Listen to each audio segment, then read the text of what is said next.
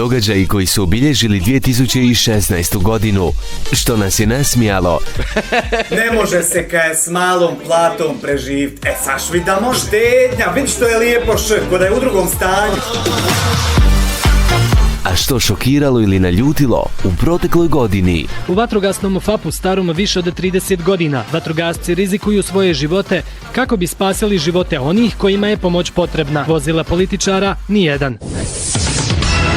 Drugčiji pregled godine na valovima drugčijeg radija.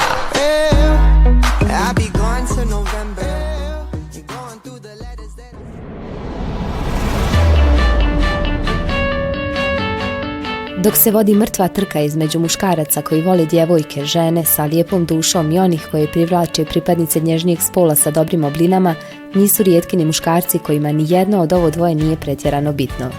Naime, novinari u Modriči su radili anketu te pitali građane jesu li pronašli neku lijepu ženu. Jedan odgovor postao je pravi hit na internetu u 2016. godini, vrlo brzo se proširio društvenim mrežama i izazvao lavinu komentara građana širom Bosne i Hercegovine. Stariji gospodin na pitanje novinarke jeste li pronašli neku lijepu gospođu, bez imalo ustručavanja i oklijevanja odgovorio je da jeste. Uspjeha jeste našli kakvu gospođu? Ja sam našao, ja sam lijepo našao. Radi ko konj, radi ko konj.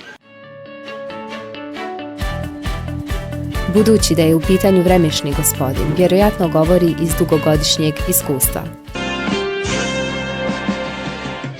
One piše nježna pisma, nikad o tom ne govori, ne zna srce da otvori, ali ja vidim što mu znači. On me voli na svoj način, on me voli na svoj način, on me voli na svoj način.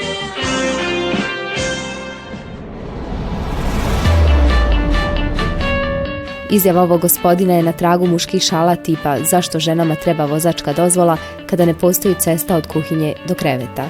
No ipak, današnje žene su puno više od kuharica i spremačica na svu sreću. Malo me strah, prokleta ljubav.